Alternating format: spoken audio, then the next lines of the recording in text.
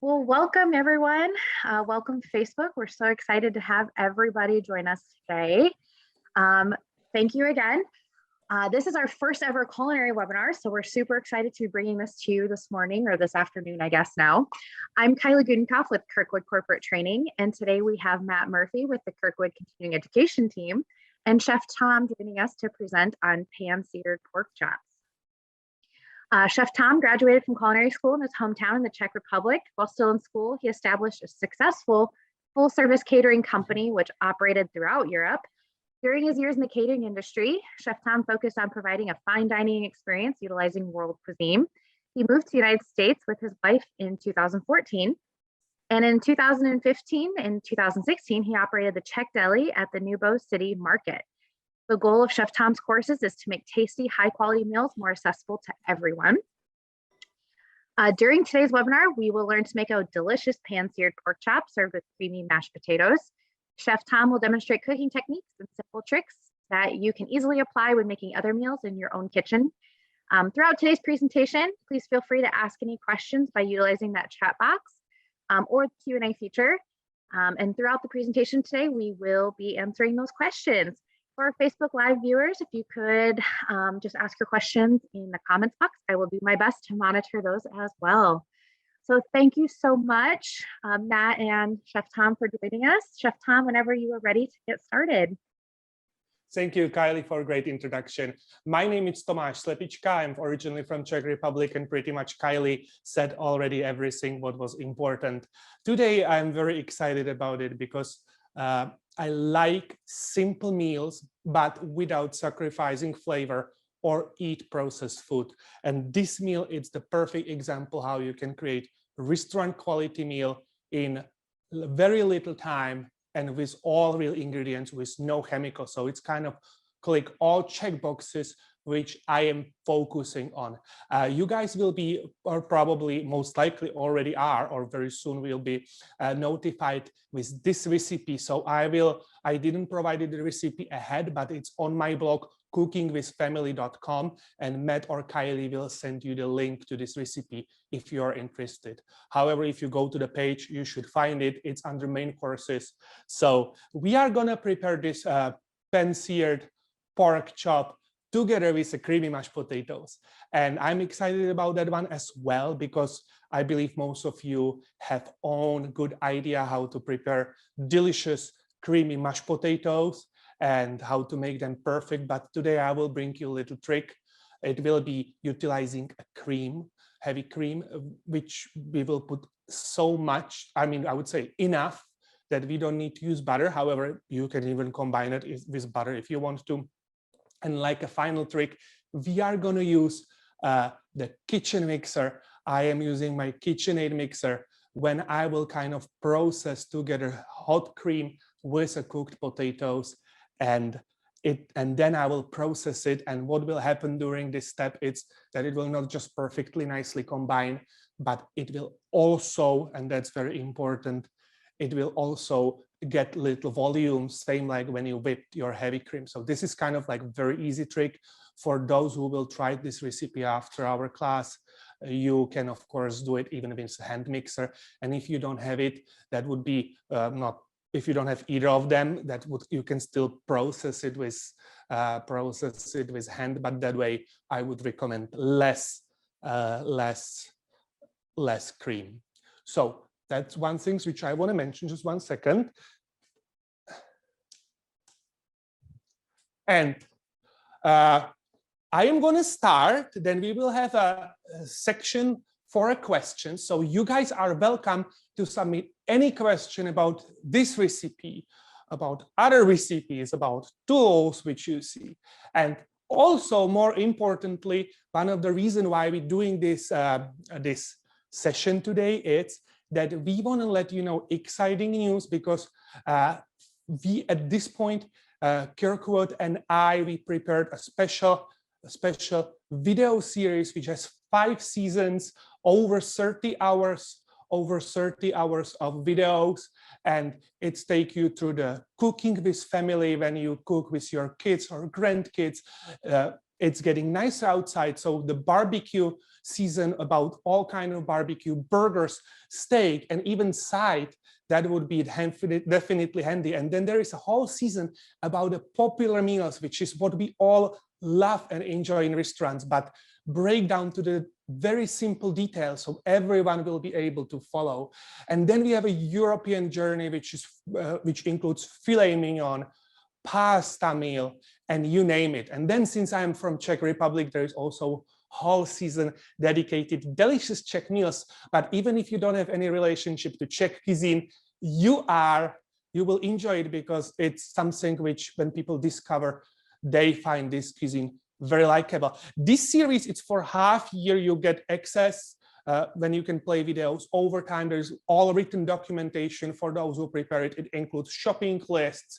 It includes written recipes, which are easy to follow. And main part is video. Each season has five episodes, and each episode include multiple recipes. I think the episode with most recipes include about 8 of them.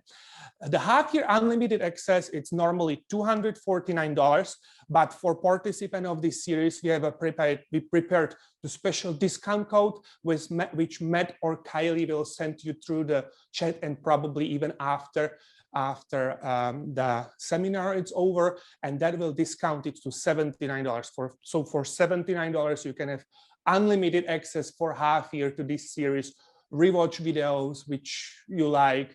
There is no requirement to start in certain spots, so you can easily select whatever sounds best to you. You can skip. If you don't have kids, you don't need to watch the kids cooking series, for example. So you can cater that to you. So if you have a question about this series, that would be in the second half of our today's session. So we have 45 minutes, and I want to utilize it wisely. And I already start talking about the pork chop. So let me switch the camera, and we will start with pork chop preparation.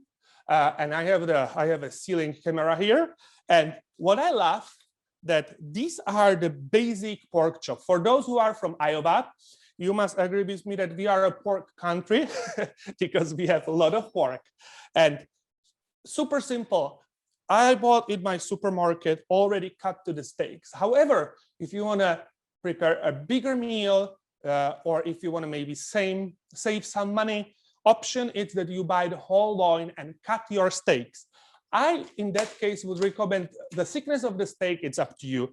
But in my supermarket, they cut it just about right. I would say any thickness of the steak between 1 inch to 1.5 inch will do the job. If you do it thinner, it will still work very well, but it will be a little harder to cook to perfection. And what I like to do, and I would recommend everyone, to thoroughly rinse your meat in the sink. I have a special prep sink. You won't see me to do it, but I guess you will see my head. And the reason why we're rinsing the meat under cold water, it's to remove surface bacteria. And then, let me wash my hands. Then, talking about the pork chop, I always said people to remove parts which you don't want to have on the meat. That could be a little misleading, but essentially, and most meat have some kind of membranes, fat layers, and based on your flavor preferences and also what you try to achieve, you should consider to remove it or not. But today, I am going to actually utilize all these fat layers, and I will show you how on my pork chops, boneless pork chop, which I didn't mention in the beginning, but you can do it even with a bone-on pork chops if you decide to buy it. And I'm going to leave it there because it will add me a little bit of cooking, little bit of extra cooking approach, because I will have to also sear it from not just from both sides, but also from that fat layer side to reduce the fat and make it more tasty, but I will get like a bacon-like kind of flavor. So I'm going to leave it. However, if you are on the low-calorie diet, you can remove it as much as you want. Again, we have more information about how to work with meat in our video series, and there is a lot of information for preparing any kind of meat or fish. So that would be one way to learn about it. So I am going to place it I'm not going to cut it anything today. I just want to tell you, you could easily run the knife. The pork chops, it's generally lean except that fat layer, but I'm going to leave it because I like it.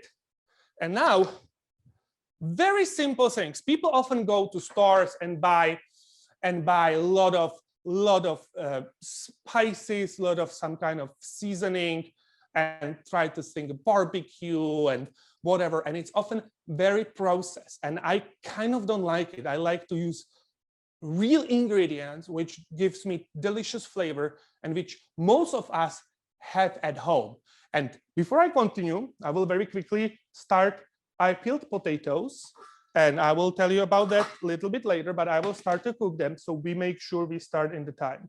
And just 1 second. So what I like to do, I like to use salt and pepper. Every chef will tell you that salt and pepper for any meat or fish, it's essential. This is kind of must to do that, and you have to be generous. Salt will help you nicely develop the flavor. And then for multiple kind of meat or fish, it's to use some kind of tenderizer. And the most accessible and easy to use and flavorful and least processed tenderizer, it's your lemon. So I'm going to use half lemon. Then I'm going to marinate it. I will kind of have to jump in the time. If you will try to replicate this recipe after our lesson, you are welcome to just leave it on the countertop later. But what I'm going to do after I prepare the steaks, I will let them shortly marinate on the countertop, cover with a film for about 30 to 60 minutes in ideal, but in our case, it will be more like 15 or so. And the goal is to reach nice internal temperature of meat. You just have to be careful when you go over 7, when you have to check your internal temperature, because this method, it's only okay if you have 72 degrees or less in your home. Otherwise, it could be potentially dangerous. So make sure you are not in the super warm kitchen. But other than that, you should be safe. And by reaching this nice room internal temperature, we will reach very tender and very juicy meat, which will melt in your mouth like a butter. So that's the key. And that's applied with a beef, that's applied with a chicken. Sometimes people are intimidated to cook chicken breasts. And of course, part of the cooking, which we will talk very soon about after we start actually cooking the pork chop, we are gonna watch the internal temperature, because yes, you have, of course, a lot of us have preferred internal temperature. For pork, recommend 145 degrees Fahrenheit, which is a safe serving temperature recommended by USDA. So it will not harm us, but it also gives us perfectly juicy pork steak. So essentially, it's also the recommended temperature by majority of chefs. If we can go a little bit over, but we don't want to go significantly over, because in that case, we may end up with dry meat. So we can go like 5-10 degrees if we have to. There is little carryover, which is a temperature for steak. When you actually terminate cooking, it's still cooking with internal heat. So it's usually depends on the thickness of the steak, 2 to 5 degrees, we should say in general. So we will have to focus on it. And I am going to use very simple method. Let's start. I have half of the lemon. I'm preparing about half amount of what's in my recipe, but you can, of course, on my blog, there is a version for 4 people. I have half lemon, and I'm just simply squeeze it. Then I will drizzle with olive oil.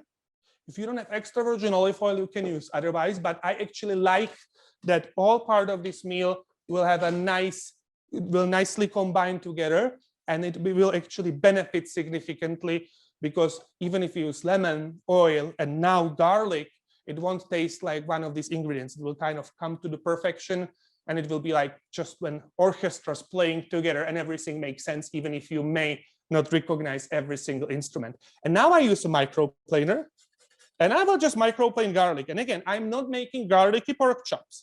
So if somebody has reservation against garlic, you can certainly, you don't have to worry unless you're allergic, go ahead. And now I'm using a silicone brush to nicely just distribute the garlic on the top. And I already mentioned today, salt and pepper. I use a freshly grinded one, but you don't have to stress about it. If you don't have that, it's fine. And we have to be generous. Often people who are not experienced cook think that it maybe look way too much what I put there, but the salt, but it will be just enough salty. If we undersalt it, we won't develop flavor. So if you will do it at home and it will taste plain, I would bet all my money that you underseason it. And that's not a good way to go. So I just stirred it. Very simple. I just squeeze the lemon. And now a little bit of olive oil. I have a little seed. And now garlic.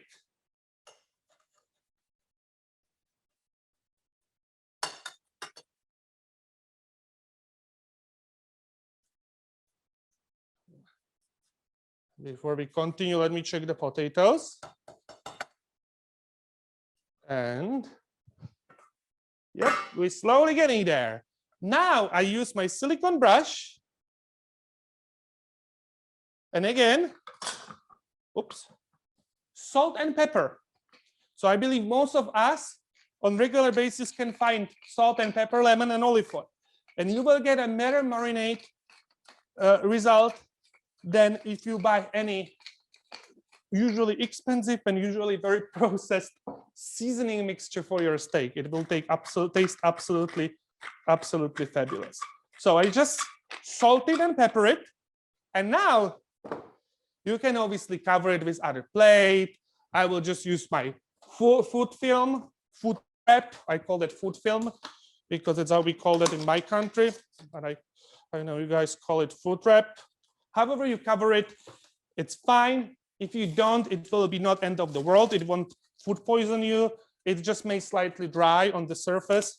And we want meat to absorb the marinade. And actually leaving that on the countertop will give us absolutely, my potatoes waking up.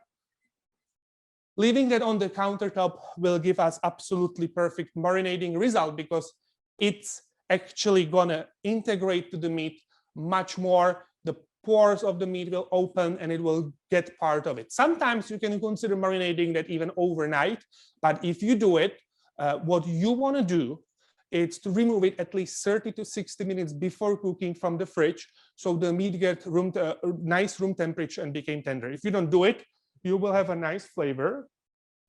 I have a very powerful stove, so I have to kind of watch these potatoes. But you will have a still nice flavor, but it may be a little chewier. So I'm gonna move this right behind me, and I will tell you one little thing.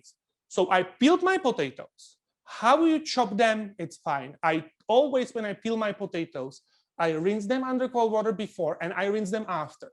And then I chop them to whatever pieces you want. If you don't want to, you can cut them to the big pieces, or I just slice them to the nice thin slices so we can fit to our program. You don't even need to be perfectly unified. And what's good about mashed potatoes, since we are preparing them today, that you can even slightly overcook potatoes. You don't want to super overcook them, but I will be very relaxed today about the timing. And I will decide when they are done by removing one potato from the pot. And if it's soft, it's perfect for our next step. So I am here already right now. We have a perfect time. I will pretend our next 10 minutes or so before we start cooking our pork chops will be 30 to 60 minutes. And we have a perfect time to ask questions which you guys may submit it. So Matt and Kylie, do we have any questions from our participants right now? Yes, Chef Tom, we had one come in about what would someone do when marinating if they are being like on a low sodium diet or they're sodium conscious? So is there something else that they could do, or can you make a recommendation there? Well, I mean, here is the thing. This is kind of very good question. Obviously, any diet will limit us in terms of flavor. However, if you cannot really utilize salt as much as I would recommend, and let's be honest, doctor, it's always our boss, right? Like I can give you a recommendation from the taste point of view, but If doctors say you have to reduce salt, you just have to reduce salt, period. So in that case, I would try to embrace other kind of flavor. Very good for people who have limited options in terms of consumption salt. It's to add extra herbs, fresh herbs especially. That obviously doesn't bring you that salty aspect, but it will bring you flavor profile strong enough to kind of partially compensate for it. So I would not see the option very well to not use the to replace the salt for something which will give you same result. It's more about compensate for it from the other end. So more maybe if you guys like garlic, you can increase garlic, then the pork chop will be garlicky clearly. You can acidity, I wouldn't really increase the oil, not necessary. And then you can add herbs. You can also add paprika. Paprika goes very well with pork chops. And it's also, again, it's not salty, but it gives you this nice flavor element. Awesome. Thank you so much. Matt, did you have a question that you'd like to ask? Yeah, I've got a question, Tom. At home, I've got a microplaner and a garlic press. And so I'm wondering, why did you choose to use a microplaner instead of a garlic press? So that's a great question, Matt. Thank you. So you can use actually both. So you can kind of follow your preferences, but I personally prefer microplaner because I feel that I get a little bit more from my garlic in terms of aroma and the flavor. So that's the one reason. What I want to mention is that when you're using a microplaner, you have to peel your garlic special way. So you cannot smash it, you just have to peel it. And that's one of the things which are very well explained in our video series, which we have. And if you're using a garlic press, you can just simply smash it because you don't have that whole cloves of garlic to hold together while using microplaner. But it's just my preference. And if you guys have both options, give it a try and use a microplaner. Awesome. Thank you for that. So we have two questions about the lemon specifically that you used. The first question came through on Facebook Live, and that was, can you use bottled lemon juice if you don't have a fresh lemon available to you? Yes, you can. You really can. But here is the thing. I don't want to badmouth all manufacturers of the lemon juices. I won't be that bold. But the fact is that if you have a fresh lemon, it tastes better always, unless you bring me one version which would prove me wrong. And then often it can be processed. So fresh lemon is key. What I do, guys, and even if you are just like a single, like living single or just a couple, and I mean, I have a family of 4, but my daughters are, the older one is 4. So the eating, probably it's just about when I was with my wife, just before we had them a little more. So what I do, I buy the bunch of lemons in the wholesale. I put them to the fridge, and I make sure I always have them ready, because even not for cooking, you can create lemonade, you can create multiple other stuff. Lemon is just very useful for bakers. You guys know that lemon zest, it's irreplaceable, and you can just work around with that. Because if I buy my lemon in the wholesale, they last easily 30-40 days in the fridge. So you don't need to worry to not buy it. And if you like to cook, at least sometimes just buy a bunch of them. And if you end up not cooking, make a lemonade. That is fantastic. Thank you. I had no idea that lemons lasted that long, so that's a great tip. Another question came in on through our Zoom users was, what do you recommend as a substitute for lemon if someone maybe isn't a fan of that flavor? I would say if somebody has some kind of allergy, which I never heard about anyone having allergy for lemon, but I bet there will be somebody, then you have to kind of improvise. But the key aspect of this meal, the amount which I recommend, that the lemon, it won't taste lemony. It really works like tenderizer. I would have to double or triple amount of lemon to get a lemony flavor. So unless you are allergic, give it a try. I promise you will like it. But tenderizer can be hypothetically skipped even, so you can skip it. But then anything would work. I don't want to tell you to use vinegar or anything like that, but you can go with other citruses that would clearly work. You can use this kind of option. But again, go ahead, try with lemon, because this pork chop, if you follow ratios, which I recommend, I guarantee they will be not garlicky, they will be not lemony, they will don't taste like olive oil. They will just create one flavor experience. Hey, Tom, could you tell us how to select the best piece of pork for this meal? So that's other great question. Thank you, Matt. So the pork, it's totally, in a way, you bottom line in terms of flavor, you can get decent result with any kind of pork loin. And I already mentioned it should be pork loin. You can buy it whole, or you can cut it to individual pork chops. You can even use a bone-in pork chops. But then there is a flavor aspect. Usually people, when we go to supermarket, we see these great deals, and pork, in Iowa, it's not uncommon to have a pork for $1.50 a pound. And I always try to read the sticker, right? Because when we're buying meat, it's just meat. Well, it includes pork, right? Maybe a little bit of water, but nobody starts thinking behind the line. And one thing which I'm personally careful, and you guys can of course make your own opinion. There is a bunch of research, even on my blog, I have research about that. So if you want to see my full opinion, which would take us at least another seminar like that, I prefer to use meat which is not raised with antibiotics, because there are multiple studies who link the meat which the animals, if they are raised with antibiotic, it can carry over on people in terms of lowering antibiotic resistance, and I certainly don't want that. So same like when I'm sick, I try to find first other alternative before I go to antibiotics. And I know actually quite a lot of people who didn't follow these results and have antibiotics in most cases kind of stop working. And then we have of course potassium lactate, which is often added to the meat, and that's also questionable ingredients too.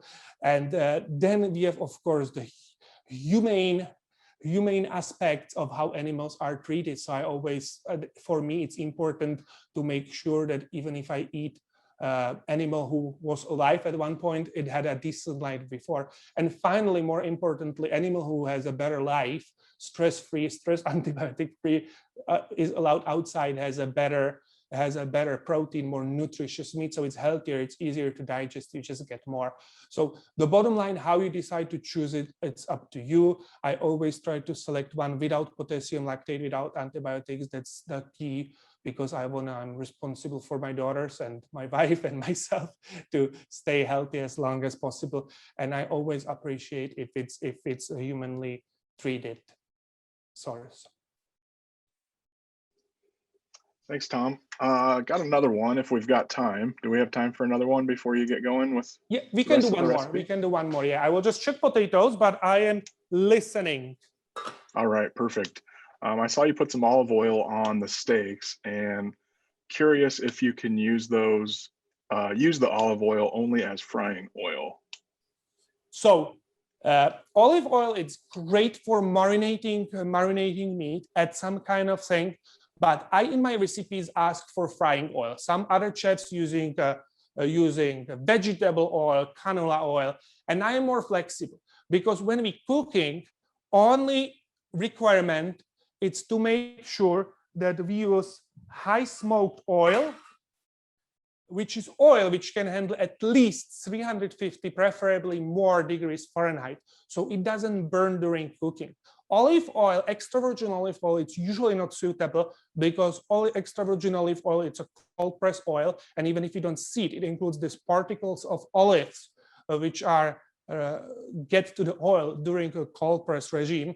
And if we bring it at over 150, it starts burning and it can start smoking. That's why the smoke point. So Olive oil, yes, for marination, but not extra virgin olive oil, yes, for marination, but not for a pan frying or frying of any kind. However, if somebody's watching us and thinking that's not true, yes, there is a limited collection of olive oil, which I saw probably once in my life, and they can be additionally filtrated from this particle, so they can handle the higher smoke point.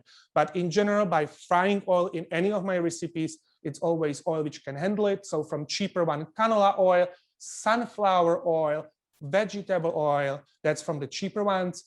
From more expensive, grapeseed oil, or best option, it's avocado oil, which has over 500 degrees Fahrenheit smoke point, and it's full of omega-3. So it's, by adding that to your meal, it's like eating fish, which in Iowa, we don't have that many choices, that many options. So that's very welcome. So I am using avocado oil, and it doesn't have any flavor. But there is one trick which I want to mention before we move on. If you want to cook with olive oil anyway, and we will in a way do it today, you will see, you can combine that with a high smoke oil, and you have to use at least majority of the high smoke point oil. So if I combine it with my avocado oil or canola oil, you can use it without sacrificing your health. It just have to be majority. That's kind of a little trick. Okay, so I am gonna switch cameras. Thank you for a great question, by the way, everyone. And I will turn here. So I have here my potatoes. They're cooking. I just slice them because that speed up the cooking process, and we will be able soon to work with them. And here I have a pan. I preheated my oven to 350 degrees Fahrenheit because we are gonna sear it. It will be a little messy, especially on my induction burner, which it's flat and it will spray. But our goal is to give our pork chops a very nice sear, not cook them fully, and then finish it to the oven. So we need oven-proof pan. I'm using the frying pan. We can use also a saute pan, which is similar, but just have higher edges. So let's start. I will preheat my pan. I'm using avocado oil, but again, canola oil, sunflower oil, that all would work. I put just enough. And then I have an induction burner. So my preheating time of oil, it's approximately 5 to 6 seconds. I will remove the plastic food film, or food wrap, I should say, and I will add it there. And it's already sizzling. You can use the metal tongue, you can use a metal tongs, you can use a turner. But essentially what we want to do, we want to make sure that the pork chop get quickly cooked on the surface, and it will help us lock juices inside. And then we finish it to the oven to preferred temperature 145 degrees Fahrenheit. We can shake it a little bit. Why shaking that? I prevent stickiness. If you have non-stick pan, it will be not a problem. Some of you may question my steps in terms of silicone handle. Yes, this pan is oven proof, even if it has silicone handle. This silicone is certified for oven use. In fact, a lot of silicone can handle significant temperature. And now we're getting this very, very nice sear. I will do a little more on the left one. And what we want to do, I'm running on extreme temperature on the power burner. You don't need to have a power burner or using extreme temperature. You just want to make sure we have a decent, we will get a decent sear. So rather higher. So let me start this. I try to avoid using the hood. It works very well, but it's loud. And then I turn it. And you guys see I have this kind of nice sear, just like in the restaurant. And here's other trick. At this point, I am adding 2 slices of butter on each. And I don't like food waste, and I like good flavors. So I will put all that marinade with the garlic on the top. And that's the part with the olive oil. And Very simple. I will place it to my preheated oven. And often people ask me how long to leave it in the oven. Obviously, the preference, it's up to you how far. Oh, my camera died. I'm sorry, guys. Let me restart it. Can you guys hear me well? Yes, we can hear you. I was just going to Okay. let you know that your camera had cut off. Sorry, it just happened, right? Sorry, Yep. I don't know. Anyway, I am back. So it depends how long you leave it in the oven. It's totally your choice. You make the decision how much you like to cook it, but I prefer to reach 145 degrees Fahrenheit in the thickest point of the steak. That will kind of give me the nice juicy temperature. You can go lower, you can go even a little higher. And in the recipe, I have all the options. For that purpose, I'm going to utilize my kitchen food thermometer. If you are the meat person who grills all the time, and yes, this can be also prepared on the grill with, of course, not using the butter on the top, but the same marinade, you'll probably have one. And you already know by touch of the meat how meat should be soft in order to reach your favorite cooking temperature. So that's one thing. What I want to mention, so my steaks will be approximately 7 to 9 minutes. And in the middle, in any time, how many time you want, essentially, you can open it, you can pour juices. For that, I like to use the braising spoon, but they are often included in some silverware. If you don't have it, you can use a regular spoon. I will just simply open it, pour the juices over, and just about in the middle, I will flip the steaks on the other side. I'm using a convection oven. If you guys use a regular one, it's even more important, I would say, but it actually gives me nice, more even cook, because even the most expensive, best convection oven doesn't provide you with perfect cook in every single spot. So by flipping that up, it's okay. And we are going to focus on our potatoes. I let them cook probably a little bit longer than I should. The nice things about induction burner, by the way, that you can wipe it with a towel or clean it right after because the surface is not hot. So let me check the potatoes. For further process with potatoes, I want them to be nicely soft. So I can remove one. You can use fork. You can use tongs, as I did. And if it tastes right, if it's kind of nicely falling apart, that's the home run. And my potatoes are almost ready. Actually, they are ready right now. I start early enough. I was smart. So I'm going to drain them on the colander. I will show you. And I'm going to drain them on the colander, and I will place them to the kitchen mixer bowl. If we have a little bit of residue of water, it's fine. I just try to not have that much. Sometimes people add potato water into the mashed potatoes, and it's not incorrect. But from my experience, it's often they go to the starchy flavor, and we want to have mashed potatoes creamy like a cloud. So I try to go the different way. And then we will process them, and we will talk about herb butter a little bit. So let me switch cameras. And I will quickly, I have here my kitchen mixer. I have a big guy, 8 quarts one. So it will be just maybe a little too big, but it's a durable one, so I like it. I am gonna take my potatoes from the stove. I start the cold water because I have a theory that it's easier on the plumbing. Maybe that's not true. I'm not a plumber, and I just quickly rinse the water out, and I put it to the mixing bowl. I'm not stressing too much about having some kind of residue water, but I don't wanna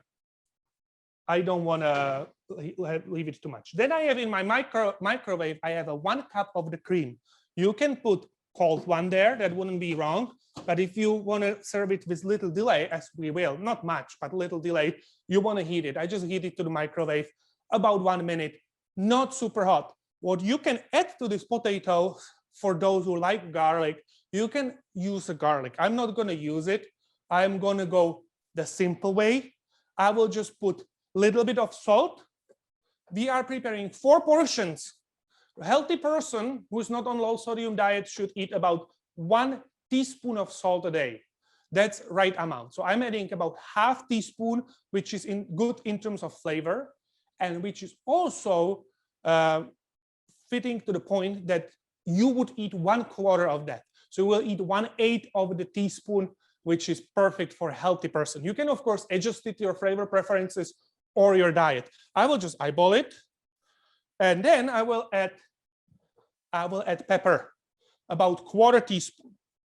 And before we move further, I'm gonna flip my pork chops. I will actually can do it in front of you. So I didn't pour liquids over them, but obviously it's better to not remove them. I just simply turn them. It has a, I would say, you would agree with me that it has a decent color, and I will just pour juices, and I'm not done. I mean, for those who are people who appreciate meat, I will show you. If you touch it, it's too soft. So at this point, I have about 90 degrees Fahrenheit temperature. So I am about 3 to 4, maybe 5 minutes away. I will have to trick it, and meat will be ready when meat is ready, right? Nothing what we can do. It's even worse when you make bread, because if the yeast getting slower because the pressure in the air, you just have to wait even if you don't want to. So kitchen mixer, heavy cream, preheat it. Just put it there. And at this point, I would say it looks, unless you know that it will work, which I do, it looks a little watery. And I'm gonna utilize my kitchen mixer. You can use, as I already mentioned, hand mixer. And first I will start on the slower speed for a simple reason. If I go full speed, it will start spray everywhere, and I try to stay as clean and organized as it's possible. And once it's partially combined, I can go to the full speed. The goal is to get to the full speed and let it run at least for 3 to 5 minutes. And you can even go 10 minutes if you want to have very nice volume and texture. So I will start, should connect it to the, oh, it's connected. Okay. So now you see the little spray. It has a slow start, my kitchen mixer. So, and what you need to do, if you have a bigger mixer as I do, it's kind of stuck to the sides. So you may have to help it. If you have a smaller one, most people have KitchenAids about 5 quarts or 6, then you will be out of trouble. So I will speed it up. It will be loud, but I'm loud too, so it will be fine. And I'm going to show you one thing. Herb butter. I'm about smart. And if you guys met, can you hear me still? Yeah? Yep, we can hear you. Sorry? We can hear you, Tom. Good. Then I will process and talk. So I have a recipe for herb butter on my blog, and it's connected to the recipe. But what I like to do, I like to prepare herb butter ahead. I usually do it in the fall, and I pipe it from the pastry bag on the baking sheet. Then I freeze it, and then I place it in a large Ziploc bag. And all year long, I have a ready to serve herb butter available anytime I want. So this is absolutely easy way.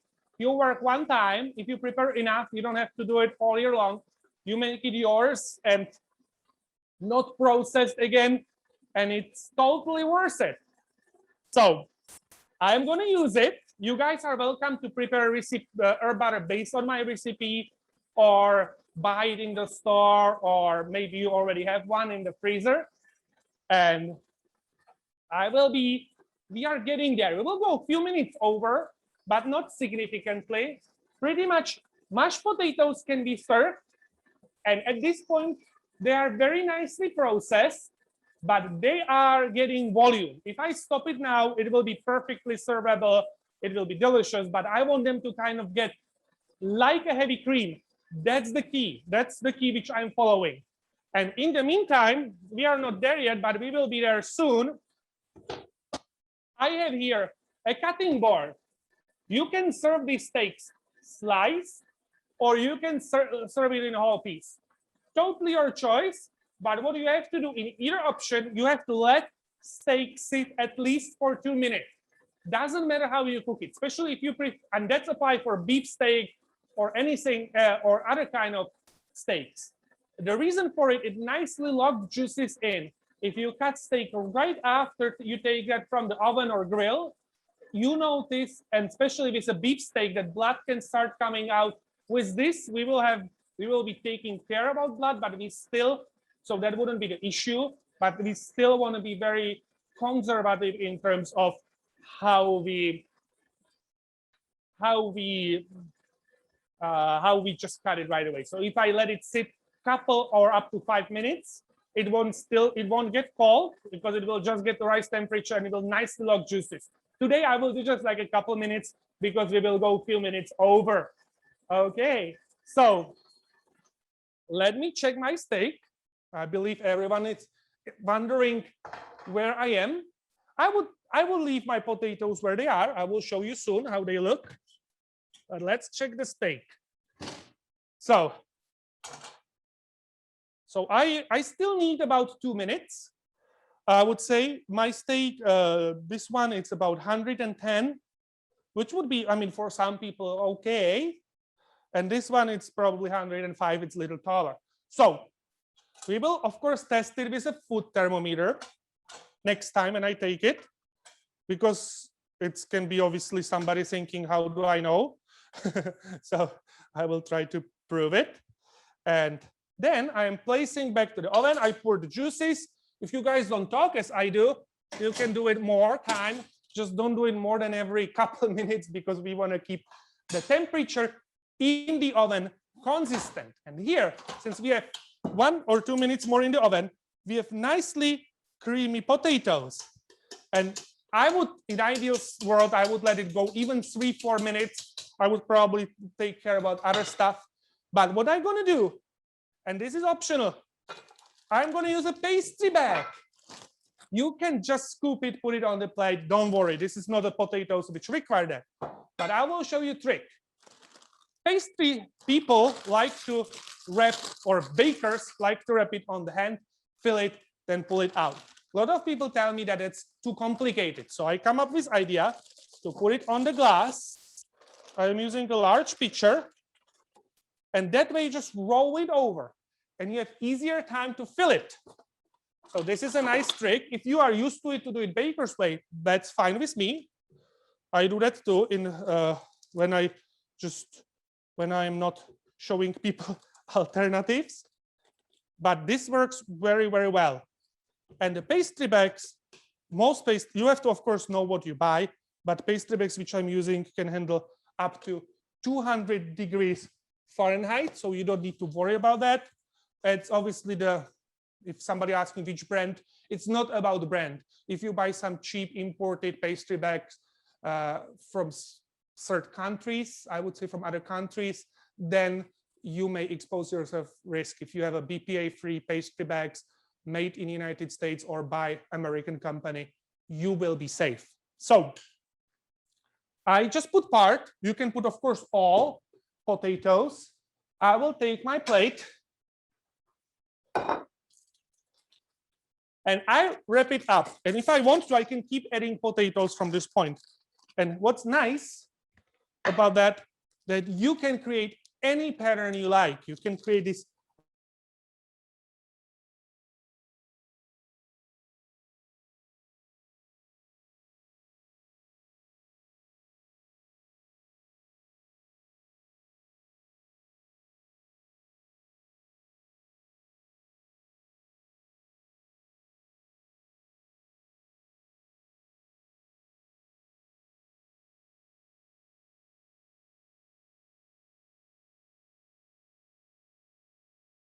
what shape, your choice.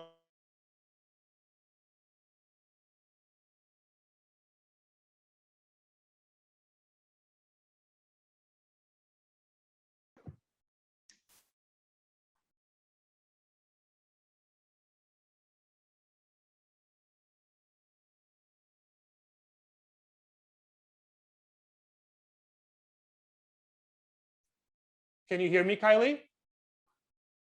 There we go. Yep. Okay. I don't know what's happened. I just lost the Zoom for a second and I get disconnected.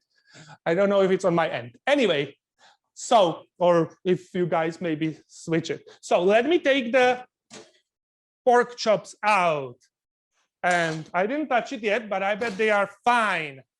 So how are we going to test it? Food thermometer. Thickest point. Don't poke it this direction, because if you poke that direction, you can get incorrect information. So you just do it from the side, and I have perfect. I mean, I could be a little more conservative, but I have a perfect about 148. So this one go resting, and this one is a little taller. That one be a little behind, maybe.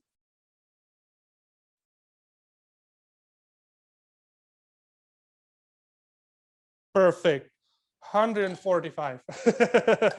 So that one's good. If you are stay about this 10 degrees range, then you should be fine. So I will put it away.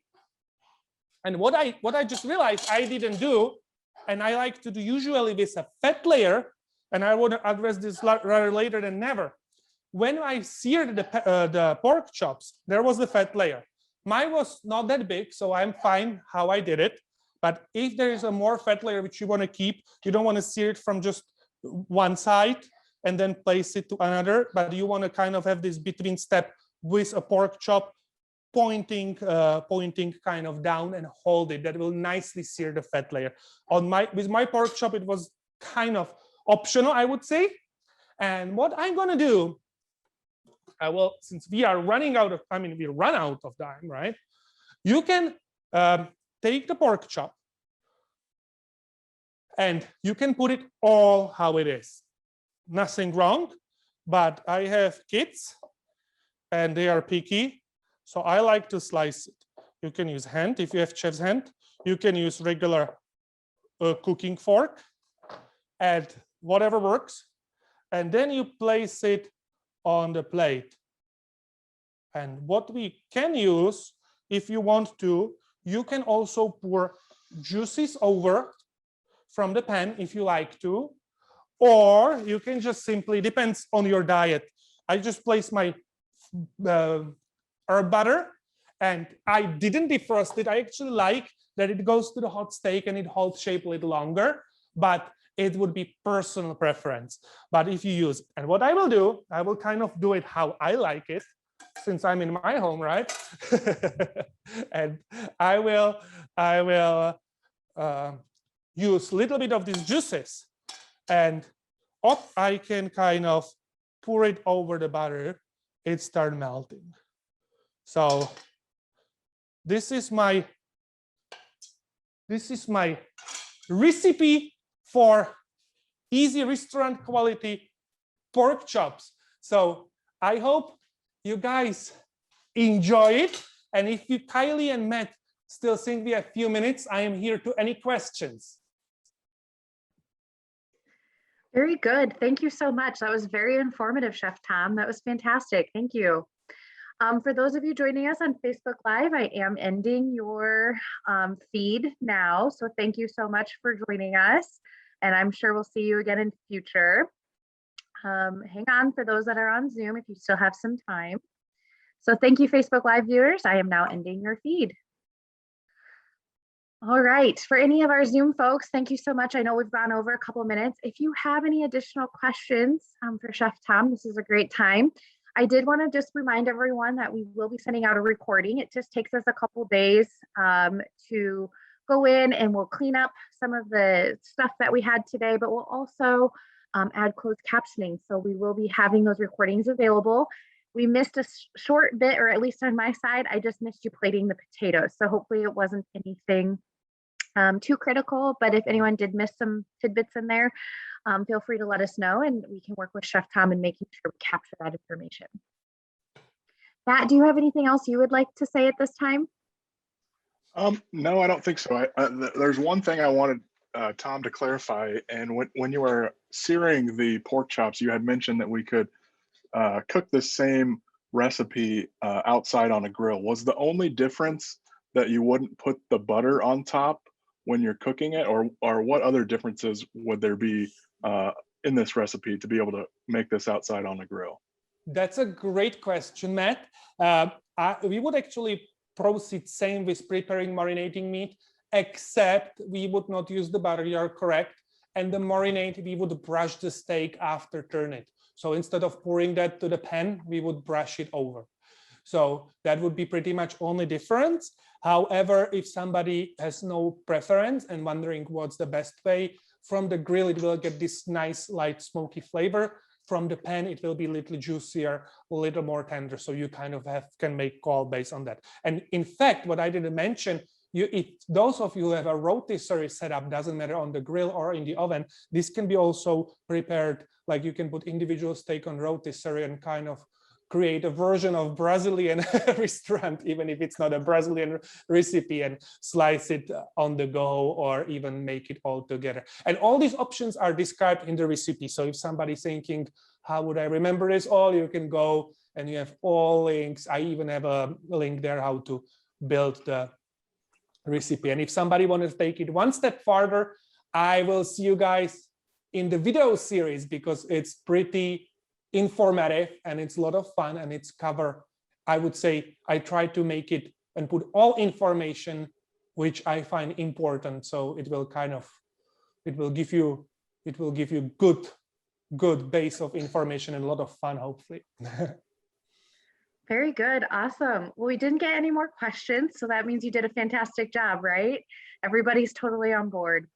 So if you guys would like to take a class at Kirkwood Culinary, either with Chef Tom, or you'd like to do the series that he's been mentioning throughout today, just visit. I know Matt put the online series in the chat box, and we'll make sure that when we send out the recording, we capture that as well.